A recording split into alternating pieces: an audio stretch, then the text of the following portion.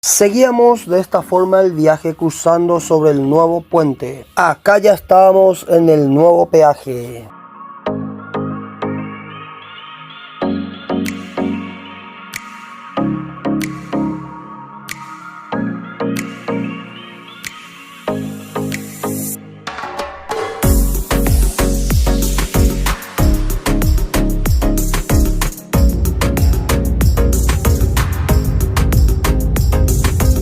Ya nos encontramos en el kilómetro 160 y sigue el viaje. Lo que pasa es que nosotros encontramos un vehículo que va directo hasta Filadelfia y nosotros tenemos que bajarnos en el kilómetro 340 con sentido a Pinasco.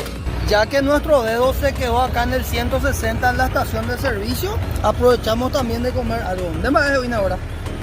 Puro sol, yo leche con pan casero. A seguir el viaje.